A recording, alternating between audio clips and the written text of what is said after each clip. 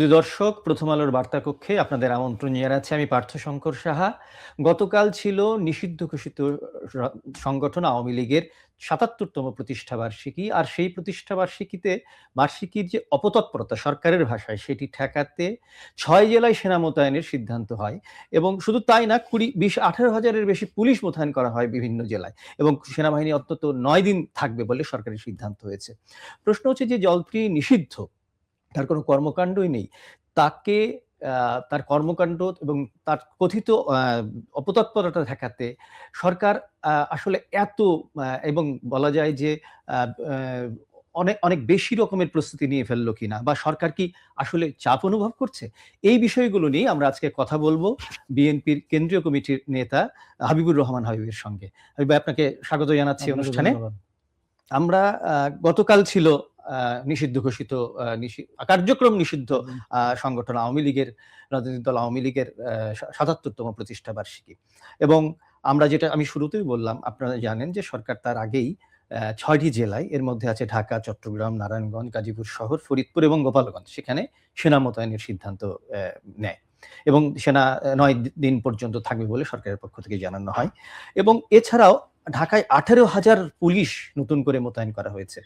এখন প্রশ্নটা হচ্ছে যে, যে দলটির কোনো কার্যক্রম নেই, মানে কার্যক্রম নিষিদ্ধ আসলে, ঠিক আছে? সেই দলটির এইরকম মানে স্বরাষ্ট্রমন্ত্রী যেটাকে বলেছেন অপতৎপরতা, সেটি ঠেকাতে মানে এই আয়োজন কেন? এত আয়োজন কেন? সরকার কি কোনোভাবে চাপ অনুভব করছে কিনা? আপনাকে ধন্যবাদ। দর্শকদেরকে আমার সশ্রদ্ধ সালাম। একটু ক্ষমা চেয়ে নিচ্ছি, আমার আসতে বিলম্ব হয়ে গিয়েছিল বলে যানজটে পড়ে। যাই হোক, আমি আপনার প্রশ্নের উত্তরে চলে যাই। জি। যে সরকার অতিরিক্ত নিরাপত্তা ব্যবস্থা গ্রহণ করেছেন। আমি গত পরশু 2 দিনই আমি কয়েকটা মিডিয়াতে কথা বলেছি। আমার কাছে মনে হয় এটা করা উচিত হয়নি। সরকারের এই কাজটা করা উচিত দরকার নেই। এত সেনাবাহিনীর পিছনে এত খরচ করবো কেন? পুলিশ এত খরচ করবো কেন? দলটার যেহেতু কার্যক্রম নিষিদ্ধ, দলটা নিষিদ্ধ না, দলটার কার্যক্রম নিষিদ্ধ। জি। এখন সরকারের পরিষ্কার একটা বক্তব্য দেওয়া উচিত ছিল। একদম সিম্পল প্রশ্ন, যেহেতু দলের কার্যক্রম নিষিদ্ধ, এই দলের কার্যক্রম যারা করবে, যারা এই কার্যক্রম অংশগ্রহণ করবে, তাদের বিরুদ্ধে আইনত ব্যবস্থা গ্রহণ করা হবে। আচ্ছা, ছবি উঠাবেন, মিছিল করুক, ভাঙচুর করুক, তারপর পুলিশের কাছে এখন তো ছবি তো সব জায়গাতে, ঢাকা শহরে তো পুলিশ তো পাওয়া যায়, গ্রামেগঞ্জে পাওয়া যায়। সেই মতো পুলিশ তাদের বাড়িতে ধরে নিয়ে এসে আরামে রেস্টে পাঠিয়ে দিক। আচ্ছা, কাশিমপুর, পাবনাতে, চিটাগাঙে, যেখানে যেখানে যার বাড়ি পাঠিয়ে দিক, সেখানে থাক তারা, ওইটা ধরতেই থাকুক। ওই জন্য সেনাবাহিনীর পিছনে এত অর্থ খরচ করার দরকার নাই, সেনাবাহিনীকে হয়রানি করার দরকার নেই। সেনাবাহিনী অনেকদিন মাঠে ছিল, তো সেনাবাহিনীকে আবার নতুন করে কষ্ট দেওয়ার কোনো দরকার আছে বলে আমি মনে করি না। আচ্ছা, আর আওয়ামী লীগকে দেখে ভয় পাওয়ার কিছু নেই তো। আচ্ছা, কারণ যে দলের পৃথিবীর ইতিহাসে আর একটিও খুঁজে পাবেন না, পৃথিবীর ইতিহাসে এমন কোন দল, এমন কোনদিন তারা কি কোনদিন, সরকার তো পতন হয়, নির্বাচনের মাধ্যমে পতন হয়, কোন সময় আপনার সামরিক অভ্যুত্থানের মাধ্যমেও তো পতন হয়, গণ আন্দোলনের পতন হয়, এসব পালিয়ে যায়। এই বাংলাদেশে একমাত্র কোন দলের প্রধানমন্ত্রী, কোন দলের নেতারা, কোন দলের এমপিরা যে দলের নেতৃত্বে ৭১ সালে স্বাধীনতা হয়েছিল, তারাই তো তখন, আমি মুক্তিতে গিয়েছিলাম, তখন তো মুক্তিযোদ্ধাদের ভাতা কে দিত? সরকারকে দিত, সরকারের নিয়ন্ত্রণে ছিল। সেই দল পালিয়ে গেল। কেন পালিয়ে গেল? এমন অপকর্ম করেছে যাদের মাথা উঁচু করে থাকার কথা, সরকারি দলে থাকুক আর বিরোধী দলে থাকুক, অহংকার নিয়ে, সেই দল পালিয়ে গেল, সেই দলের প্রধানমন্ত্রী পালিয়ে গেল, সবাই পালিয়ে গেল। সেই দল এত তাড়াতাড়ি এসে দেশের ভিতরে বিশৃঙ্খলা সৃষ্টি করবে, সেই দল শুধু পালিয়ে গেছে তো তা না, পালিয়ে যাওয়ার জন্য যত অপকর্ম করেছে তার সাথে প্রায় 1 থেকে 1,500 মানুষের রক্ত লেগে আছে। তার ভিতরে 100-র উপরে 135 জনের মতো শিশু, তার মায়ের কোল থেকে গুলি খেয়েছে, ধরতে গেলে বাসা থেকে গুলি খেয়েছে।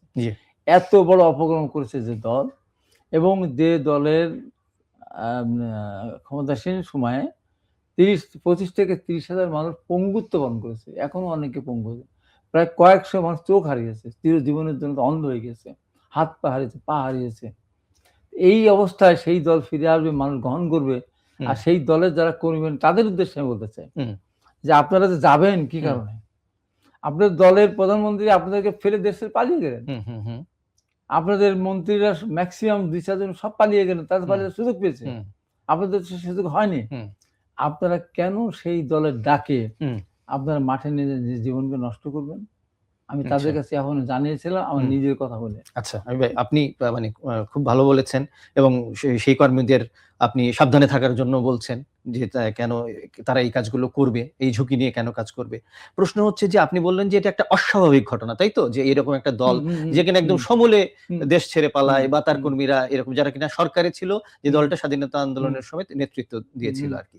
এখন প্রশ্ন হচ্ছে এইভাবে একেবারেই চলে যাওয়া পুরো মানে দল মানে মাথা থেকে শুরু করে প্রান্তের কর্মী পর্যন্ত দেশ ত্যাগ করা, সেই দলকে 2/3 সংখ্যাগরিষ্ঠ নিয়ে থাকা একটা সরকার, শাসক দল, তারা কেন ভয় পাচ্ছে? না, ভয় পাচ্ছে না, সরকার ভয় পাচ্ছে না, এটা সরকার অতিরিক্ত মেজাজ নিয়েছে আমার মনে হয়। আমি আবারও বলছি, দরকার নেই তো, মোটেই দরকার নেই। আপনার নিষিদ্ধ কার্যক্রমে অংশগ্রহণ যেই করুক না কেন, তাকে ধরে নিয়ে এসে আইনের আওতায় নিয়ে আসা হোক। আমরা তখন বিরোধী দলে ছিলাম, আমাদের রাজনীতি নিষিদ্ধ ছিল না, বিএনপির রাজনীতি নিষিদ্ধ ছিল না, দলও নিষিদ্ধ ছিল না, আমাদেরকে ধরে নিয়ে আসে না। আমাকে তো চ্যানেল 24 টক শোতে ধরে নিয়ে গেল। আচ্ছা, ধরে নিয়ে যেয়ে আমাকে মামলা দিল, কয়েকটা মামলা। সেই মামলায় বিগত সরকার সর্বপ্রথম আমাকে শাস্তি দিয়েছিল তো। টেলিফোনে ফুটেজ দেন, হাবিব, শাহজাহান, আসানুল, লিঙ্কন সহ 15 জনের 4 বছরের কারাদণ্ড, 2 বছর দূর করে 10,000 টাকা, 5,000, 5,000, 10,000 টাকা জরিমানা, নির্বাচন অযোগ্য ঘোষণা, অটোমেটিক্যালি 2 বছর জেল হয়ে যায়।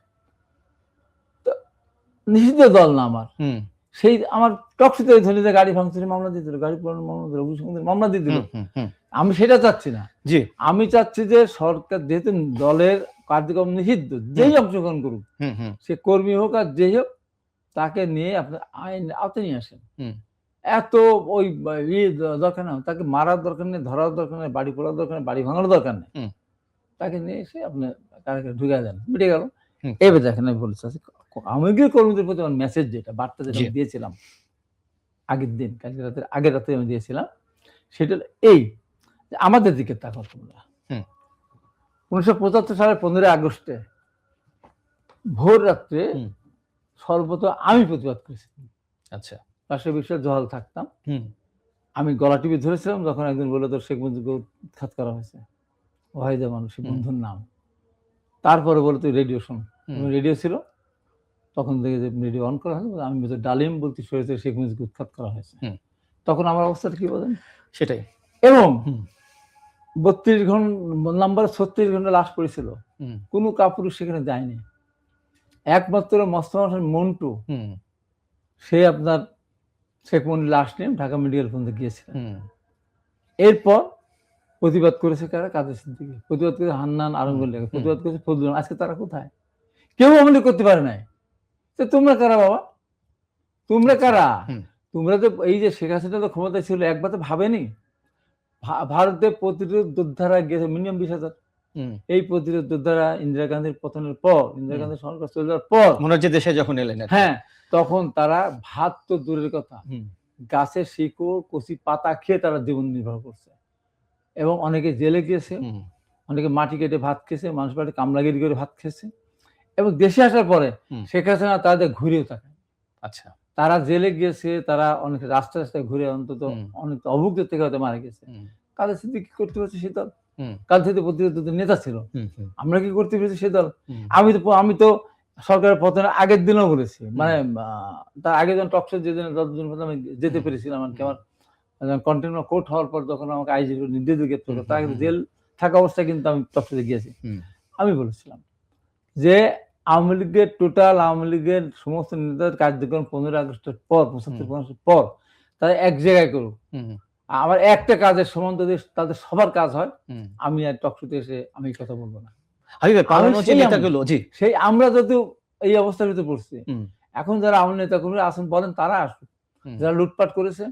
এবং সবচেয়ে একটা কঠিন একটা ব্যাপার দেখেন, যে এই 5 তারিখের ঘটনা ঘটবে, এটা যদি প্রধানমন্ত্রী না জানতেন তাহলে তার পরিবারের একদিনও গ্রেপ্তার হয়নি, সব চলে গেছে আগেই, আগে উনি জানিয়ে দিয়েছেন। এটা তো তাদের ভাবা উচিত। এখন উনি স্কাইপ ওখান থেকে কথা বলতেছেন, জীবনটা ঝুঁকির মধ্যে যাচ্ছে। এটা প্রত্যেকটা আওয়ামী লীগের নেতা কর্মীদের ভিতরে এই যে এবং স্কাইপে কথা বলতেছে, হুম। আপনার ইয়েতে আইসিটি আইনে মামলা হচ্ছে, হুম, হুম, সে মামলা ঝুলতেছে, কেউ জেলে যাচ্ছে। তো এই যে অবস্থা, হুম। এই জন্য মনে হয় এই আওয়ামী লীগকে দেখে ভয় পাওয়ার কিছু নেই। আচ্ছা। আজকে হুম। বিএনপি রাষ্ট্রীয় ক্ষমতায়, জামাত সহ বিরোধী দল আছে, হুম। এনসিপি সহ তার বিরোধী দল। জি। বিএনপির অনেক ঘটনা নিয়ে তারা আমাদের বিএনপিকে ধমক দিচ্ছে, হুম। অযাচিতভাবে ধমক দিচ্ছে, জি। অনর্থক ধমক দিচ্ছে, হুমকি দিচ্ছে, কত কিছু করতে হুম, পারে। হুম, কিন্তু আওয়ামী লীগ ফিরে আসার ক্ষেত্রে হুম, তখন ওই এনসিপি এক হবে, জামাতও এক হবে, বিএনপি এক হবে, হুম।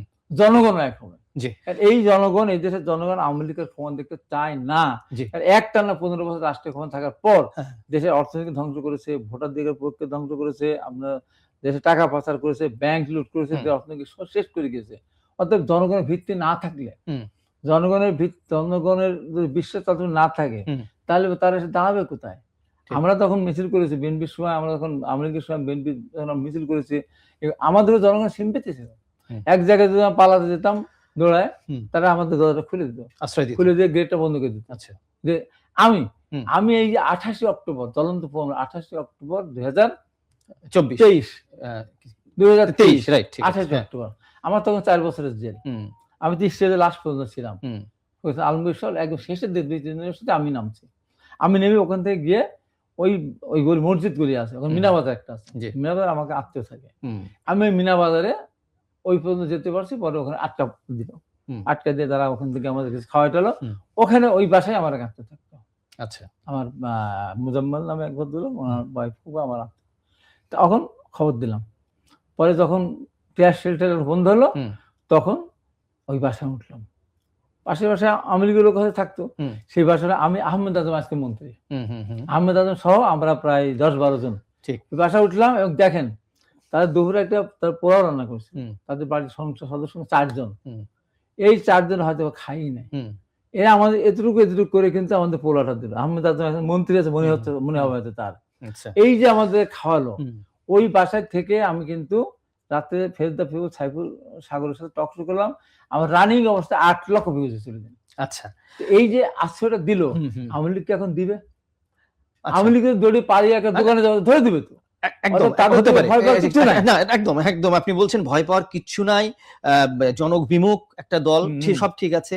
সেই জনবিমুখ দলকে রুখতে স্বরাষ্ট্রমন্ত্রী দুদিন আগে সচিবালয়ে বললেন যে আওয়ামী লীগের অপতৎপরতাকে সেনা মোতায়েন, পুলিশ নয় কিন্তু সেনা মোতায়েন। তাহলে কি পুলিশ কি অপতৎপরতা, কথিত অপতৎপরতা ঠেকাতে সক্ষম নয়? আপনারা এই সাধারণ প্রশাসনের প্রতি আপনাদের কি অনাস্থা তৈরি হয়েছে মনে হচ্ছে? এখন সরকার সিদ্ধান্ত নিয়েছে। আচ্ছা। আমি আমার আমার দল আমার তো সরকারি। আমার হুম, দল হুম, হুম। সিদ্ধান্ত নিয়েছে। আমার দল যে সিদ্ধান্ত নেয় আমি তার বিরুদ্ধে কথা বলতে পারবো না। আচ্ছা। আমার তো নিজের একটা মতামত আছে। অবশ্যই। আমাকে যদি সরকার জিজ্ঞাসা করতো বা আমি সরকার ওই জিজ্ঞাসা করার পর্যায়ে থাকতাম, হুম। তাহলে আমি কিন্তু বলতাম যে না, দরকার নাই। পুলিশই যথেষ্ট, জনগণই যথেষ্ট। হ্যাঁ। তাই ওই যে কথা বললাম হুম। যে আমাদেরকে এখন খাওয়াতো, তাদেরটা নিজেরা না খেয়ে হয়তো আমাদের খাওয়ালো। হুম। এখন আওয়ামী লীগের কিন্তু সেই সুযোগ নাই হুম। যে সে ইয়ে করবে, পালায় এক জায়গায় যাবে হুম। আর তাকে মানুষ সাদরে গ্রহণ করবে এরকম। নিরাপত্তা দিবে না, আচ্ছা। ধরে দিবে, আটকে রেখে বলে যে এই যে পুলিশ নিয়ে যান। হুম, হুম, তার হুম। এত অপকর্ম করেছে এবং হুম। তারা সবাই কি করেছে, হুম। আজকে যারা যাচ্ছে তারা তো অনেক কিছু পায় নাই, হুম। ভবিষ্যৎ পাওয়ার আশায় যেতে হুম। পারে। কিন্তু কথা হলো যে আওয়ামী লীগের আমি কিন্তু টক শোতে বহুবার বলেছি, হুম।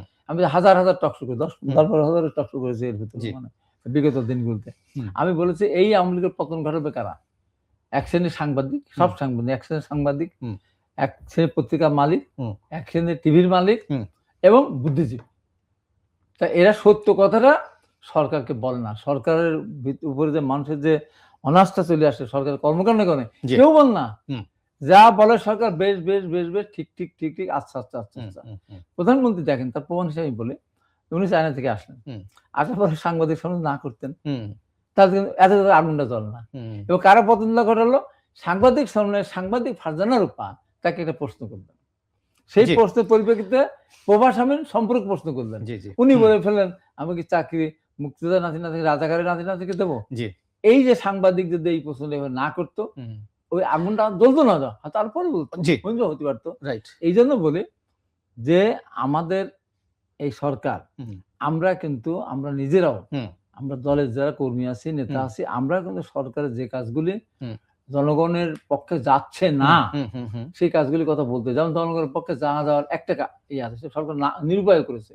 প্রথম 1.5 মাস সে করেনি, যেমন তেলের দাম বাড়ায়নি, অক্টেন দাম বাড়ায়নি, ডিজেলের দাম বাড়ায়নি। 1.5 মাস পরে যখন কুলাতে পারলো না, তখন পেট্রোল অক্টেন 20% বাড়ালো 15% আপনার ডিজেলের। আর অসাধু ব্যবসায়ীরা তারা করতে 40% দাম বাড়িয়ে দিল। আমি কিন্তু টকশো ধরে বলেছি অক্টেন 200 টাকা করেন, পেট্রোল 195 টাকা, কোনো আপত্তি নেই। কিন্তু ডিজেলের দাম বাড়বে, ডিজেলে যদি আপনি 10,000 কোটি টাকা ভর্তুকি দিতেন তাহলে আপনার 2 লক্ষ টাকা ক্ষতি হতো না। এটা আমি দল করি, কিন্তু আমি কথা বলেছি যে কারণে দেখেন এই যে পরবর্তী সময় অক্টেন আর পেট্রোলের 10 টাকা বাড়লো না, ডিজেল কিন্তু বাড়ায়নি, 5 টাকা বাড়লো, ডিজেল কিন্তু বাড়ায়নি। এটা তো সরকারকে আমার বলতে হবে। তো একটা ডিজেলের সঙ্গে জড়িত সব পরিবহন, বিশেষ করে কৃষি, পরিবহন, কৃষি না সব বাড়া থেকে শুরু করে পরিবহন, আপনার ট্রেন, ইঞ্জিন, সবকিছু। তো সেই জন্য সরকার জনবান্ধব কাজ করলে এই কাজগুলির ব্যাপারে যেটা আমি নিরপরাধ যেটা বললাম, আওয়ামী লীগের কোনো বুদ্ধিজীবী, আওয়ামী লীগ সমর্থক কেউ কোনোদিন সরকারকে বলেনি যে আপনার এই কাজটা খারাপ করছে, এটা করেন না, বলেন নাই। এই জন্য তারাও অপরাধী। আচ্ছা, তো এখন সব ঠিক আছে। এখন ধরেন এই যে মানে একেবারেই ক্ষমতাহীন একটা দল যার সম্পর্কে আপনি বলছেন, সেই ক্ষমতাহীন দলের অনেক নেতাকর্মী এখন জেলে আছেন। আপনি আমরা বলতে পারেন যে তারা অপরাধী ইত্যাদি জেলে আছে, কিন্তু জেল হচ্ছে বা কারাগার হচ্ছে সবচেয়ে নিরাপদ আশ্রয়, কিন্তু যতক্ষণ না পর্যন্ত আপনি তাকে সাজা বাস্তবায়ন করছেন, ঠিক আছে। কিন্তু এর মধ্যে আমরা দেখেছি যে চট্টগ্রামে যুবলীগ নেতা গত শনিবারে ফরিদপুরে ছাত্রলীগ কর্মী প্রান্তিক তারা ডিবির হেফাজতে মৃত্যু হলো। এভাবে নেতাকর্মীরা যদি অপরাধ করে থাকে তো আপনি বিচারের কাঠগড়ায় আগে দাঁড় করাবেন, বিচার সম্পন্ন হবে, তারপরে আপনি শাস্তি দেবেন। এই ধরনের অনেক ঘটনা ঘটেছে এবং এটা সংখ্যাটা ঠিক এই মুহূর্তে, কিন্তু একাধিক মানবাধিকার সংগঠনও কিন্তু বলেছে যে কারা হেফাজতে আওয়ামী লীগের অনেক নেতাকর্মী মৃত্যু ঘটছে এবং তারা বলছে যে সুস্থ মানুষ যাচ্ছে, তারপরে তারা মৃত হয়ে লাশ হয়ে ফিরে আসছে। এই ঘটনাটা কেন? যে ঘটনার কথা আপনি একটু আগে উল্লেখ করলেন যে আওয়ামী লীগের এই ধরনের নিপীড়নের কথা, সেটা এখন কেন ঘটবে? আমি উত্তরটা দিই। জি, আমি একটাও কারা হেফাজতে বা সরকারি হেফাজতে গিয়ে মারা যাক, নির্মম নির্যাতনের শিকার হোক, আমি চাই না। তা আমরা দেখেছি আমাদের সুমন, তাকে 23টা না 26টা গুলি করেছিল, ঝাঁঝরা করে দিয়েছিল। আচ্ছা, তার বাবা মাকে নিয়ে গেছিল ধরে আবার পুলিশ হেফাজতে। নিশিতা, সেলিনা সুলতান নিশিতা এখন এমপি হয়েছে, ওই রিক্স গিয়েছিল ম্যাডামের সাথে, ওদের সাথে করে নিয়ে গেছে। তার মানে ধরে না গিয়েছিল দেখতে, ম্যাডামের সাথে কথা বলাতে নিয়ে গেছিল রিক্স নিয়ে। পরে আসার পথে নিশিতাকে ধরে নিয়ে আপনার কারাগার দিয়ে দিল। ওইটা যেমন আমি গ্রহণ করি নাই, অবশ্যই ইলিয়াস আলী গুম হয়েছে আমি গ্রহণ করি নাই, সৌদি আলম গুম হয়েছে গ্রহণ করে, হুমায়ুন গুম হয়েছে তাও আমি যেমন গ্রহণ করিনি। এখানে কেউ গুম হোক সেটা আমি চাই না, এখানে কেউ কারা হেফাজতে মারা যাক এটা আমি চাই না। পুলিশকে সতর্ক থাকতে হবে, এইভাবে কোনোভাবেই যেন কোনো প্রাণের না ঘটে। যেমন আমি বলি আমার ব্যথাটা কোন জায়গায়, আমি আরেকবার অ্যারেস্ট হয়েছিলাম র্যাবের হাতে, তো নির্বাচনের আগে। পরবর্তী আমি অ্যারেস্ট করতে আমাকে পারিনি, আমার ছোট ভাই বুধুকে অ্যারেস্ট করেছিল। আচ্ছা, অ্যারেস্ট করার পরে তারপর প্রতিদিন আমার ছোট ভাই বুদ্ধুকে ডিবি হেফাজতের অফিসে ইলেকট্রিক শক দেওয়া হতো। আচ্ছা, ইলেকট্রিক শক দিয়ে সারা ঢাকা শহর চোখ বেঁধে নিজে বলতো যে এইটা বাসা কিনা, এইটা বাসা কিনা, বাসা নিজে বলতো। ওইটা তো আমি জানি, এই যে নির্মম নির্যাতন, ওইটা করে ক্ষমতা থাকা যায় না। আওয়ামী লীগ ক্ষমতা থাকতে পারেনি, খুন করেছে শত শত, গুম করেছে শত শত, অন্যায়ভাবে মামলা দিয়েছে, লাখ লাখ লোকের নামে মামলা দিয়েছে, কারাগারে থাকতেছে আমাদের বছর পর বছর, এক একজন নামে 460, 300, 250, 200 করে মামলা।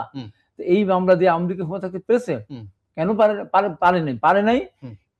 এবং তারা দেশে সুশাসন দিতে পারে না, যেমন অর্থনীতিকেও তারা এগিয়ে নিতে পারে নাই, তারা মানে অর্থনীতিকে তারা ধ্বংস করে দিয়েছে।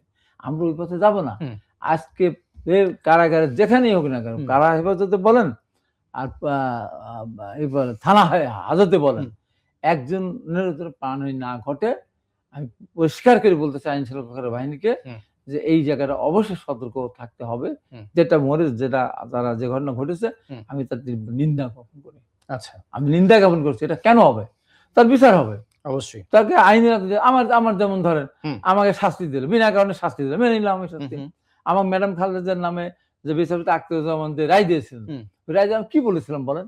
রায় দেওয়ার পরে আমি বিচারপতি আখতারের উদ্দেশ্যে ওই দিন টকশোতে বলেছিলাম, 2টা টকশোতে, যে আপনি যে ম্যাডাম খালেদা জিয়াকে বিনা কারণে শাস্তি দিলেন, কোনো কন্টেন্ট নেই, পৃথিবীর কোনো আদালত কোনো বিচারক 1 সেকেন্ড শাস্তি দিতেন না, এত বড় শাস্তি দিলেন, তারপরে 5 বছরের জেল 10 লাখ টাকা জরিমানা।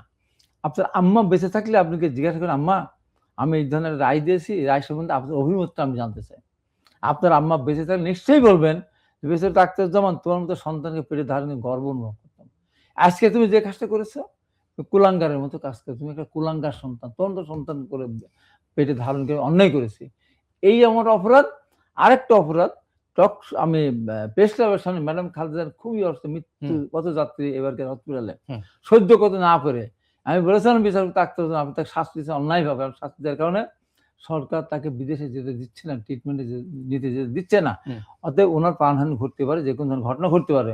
তাই আপনার এই অন্যায়ের শাস্তি আপনার যতদিন আওয়ামী লীগ ক্ষমতা থাকবে ততদিন আপনার বেঁচে থাকবেন। যেদিন আওয়ামী লীগ ক্ষমতা থাকবে না সেদিন আপনাকে মরতে হবে।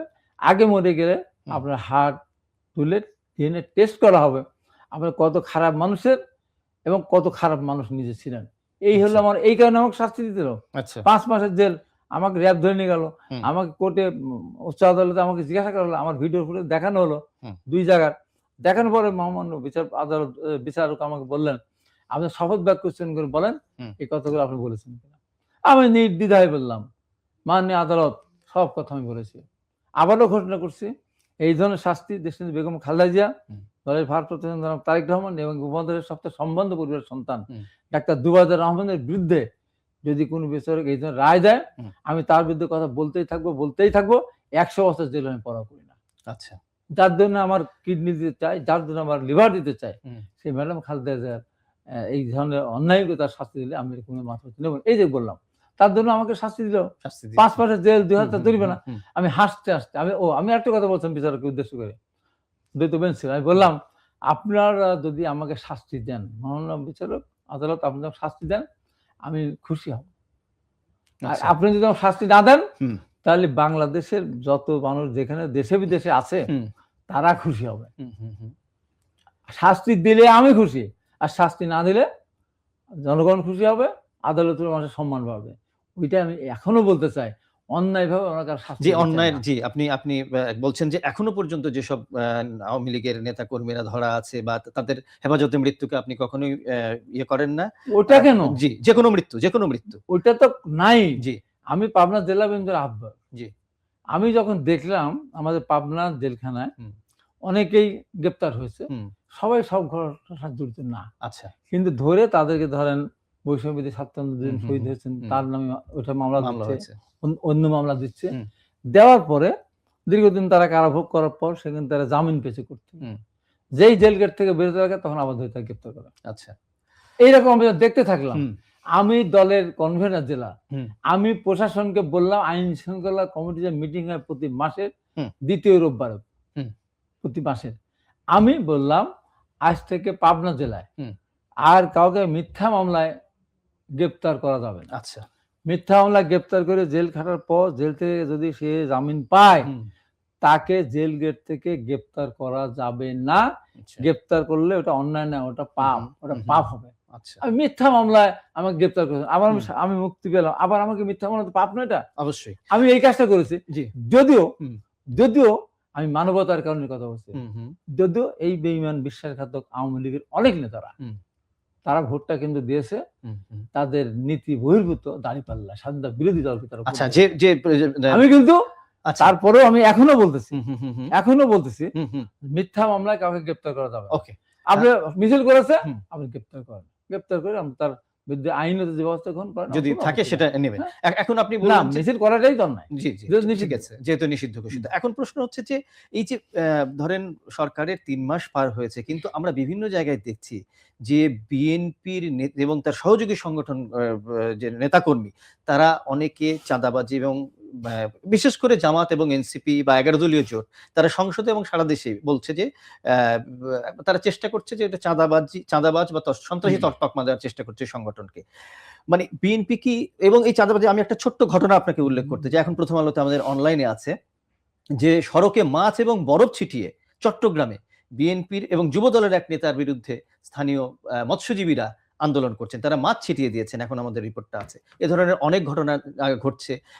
আপনি এই ব্যাপারটা কি বলবেন? বিএনপি কি আসলে চাঁদাবাজের দলে পরিণত হয়েছে? জি, বিএনপি কে যদি জামাত ইসলাম এনসিপি চাঁদাবাজ বলে, আমি তাদের বলে মহাচাঁদাবাজ। কিভাবে? তারা ইসলামী ব্যাংক দখল করে নিয়েছে।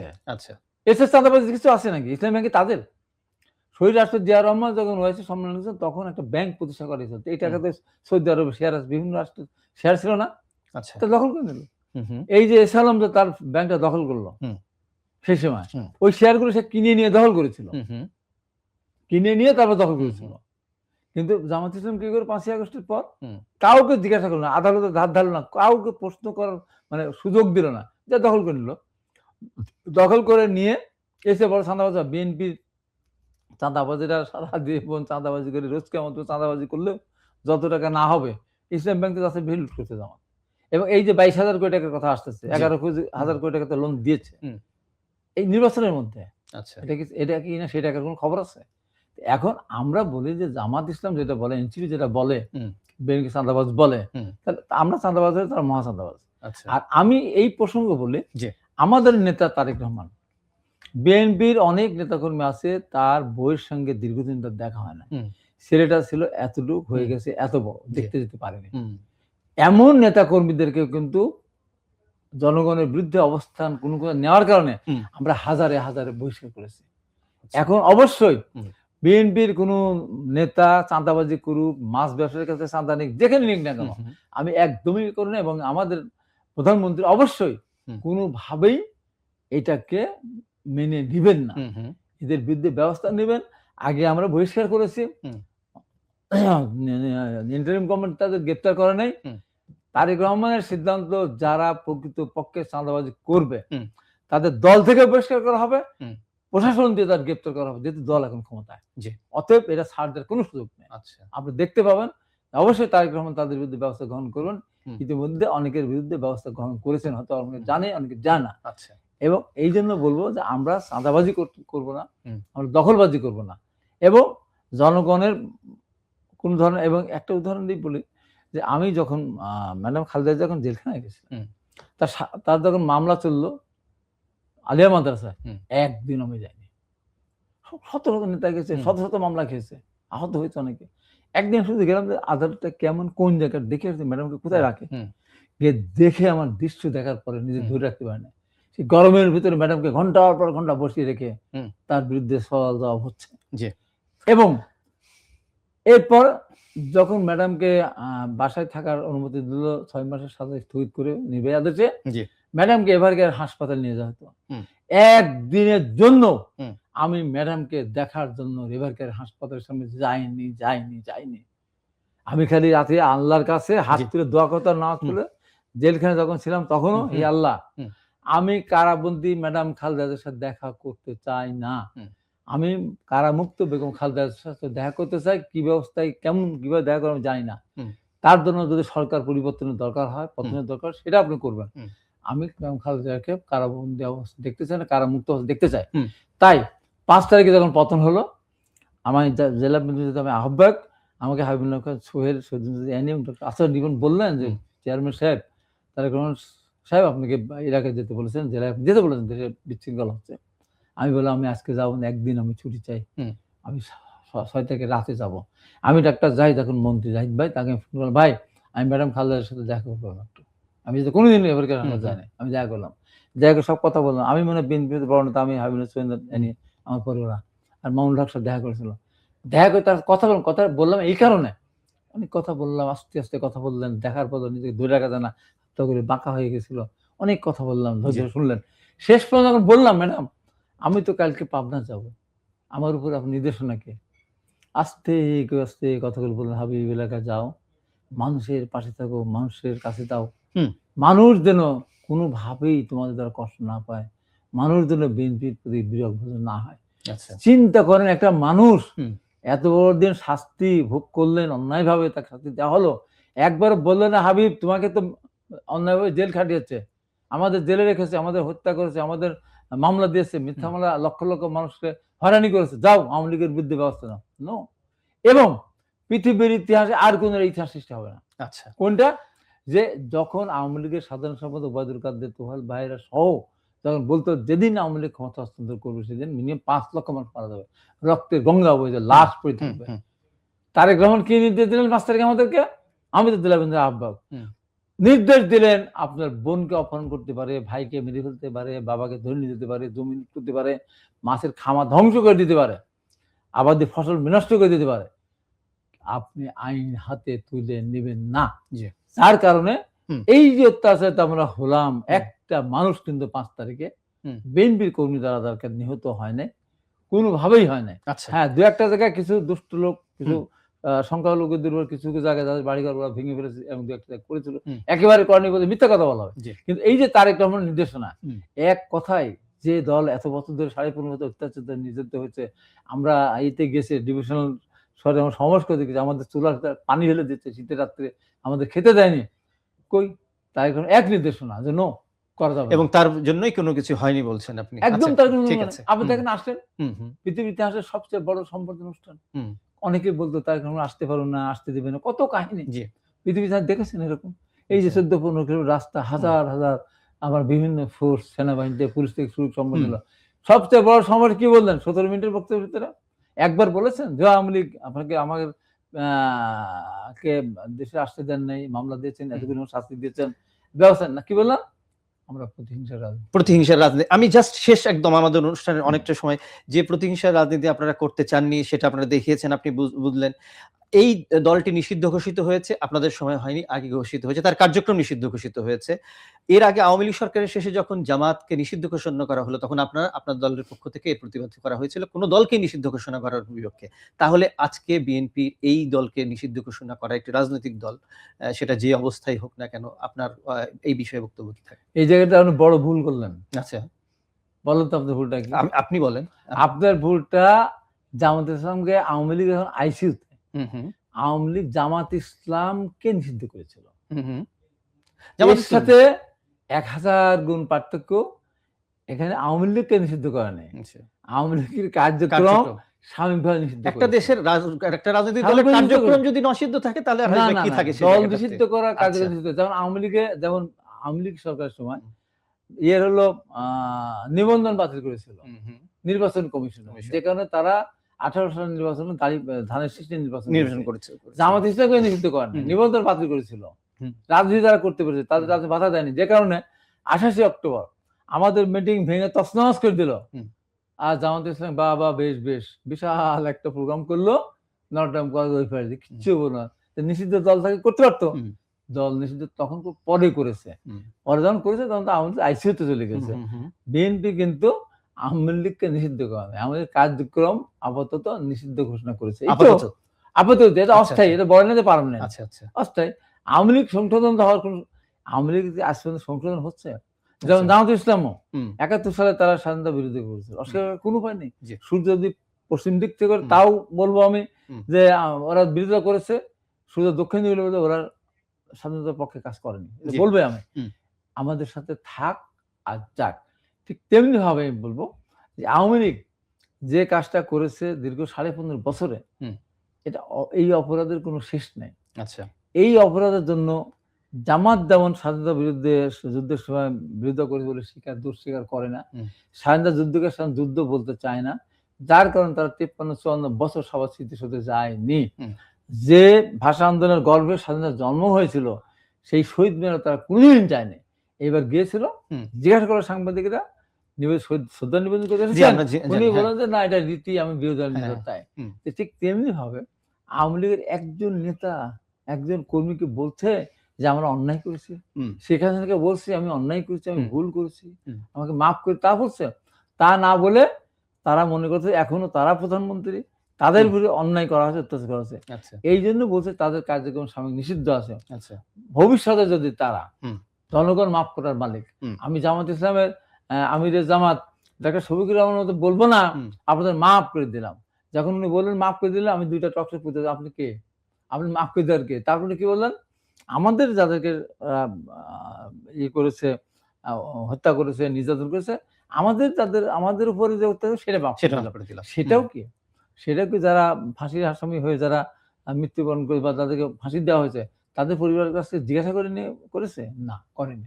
ঠিক তেমনি ভাবে আওয়ামী লীগ যদি দেশে মাফ চায়, জনগণ যদি মাফ করে কোনোদিন, তাহলে তখন তারা রাজনীতি, কিন্তু জনগণ মাফ করবে, জনগণ বিএনপি সেখানে মাফ করতে পারবে না। আচ্ছা আচ্ছা। তো সেই অধিকার তো ভাই সবকিছু আসলে জনগণের উপর দিয়ে দেন রাজনৈতিক দলগুলো। যাই হোক, এটা তো স্বাভাবিক। জি, অবশ্যই, ঠিক আছে। আপনাকে অনেক ধন্যবাদ এই সময় দেওয়ার জন্য। শুধু দর্শক, আমরা হাবিবুর রহমান হাবিবের কাছ থেকে এই বর্তমান রাজনৈতিক পরিস্থিতি, আওয়ামী লীগের প্রতিষ্ঠা বার্ষিকী, নিষিদ্ধ কার্যক্রম নিষিদ্ধ আওয়ামী লীগের প্রতিষ্ঠা বার্ষিকী নেয়া বিশেষ ধরনের তৎপরতা বা সরকার যেটা বলছে অপতৎপরতা ঠেকাতে যে ব্যবস্থাগুলো হাবিবুর রহমান হাবিব তিনি বললেন, এটা তার ব্যক্তিগত অভিমত, যে ব্যবস্থাগুলো নেওয়া হয়েছে সেটাকে তিনি অতি বেশি পরিমাণ বলে মনে করছেন, অপ্রয়োজনীয় বলে মনে করেছেন। এই যে এখন বর্তমান যে অবস্থাটা রাজনীতির ক্ষেত্রে আমরা দেখতে পাচ্ছি যে সেনাবাহিনীর কাছে আশ্রয় নেবে একাধিক 18,000-এর বেশি পুলিশ মোতায়েনের মতো যে অবস্থা তৈরি হয়েছে, সেটিকে তিনি ব্যক্তিগতভাবে সমর্থন করেননি। তো এই যে সরকারের কঠোরতা, সেই কঠোরতায় একটা ভিন্ন রাজনৈতিক অবস্থান আসলে তৈরি হয়েছে, একটা বাস্তবতা তৈরি হয়েছে। সেটা ভবিষ্যতে আসলে কি হতে পারে তা আগামী দিনগুলোই বলে দেবে। এবং আমরা আগামী দিনের সবকিছুর পরেও একটা সুষ্ঠু এবং গণতান্ত্রিক পরিবেশ বজায় থাকবে, সেই প্রত্যাশা রেখেই শেষ করছি। ধন্যবাদ।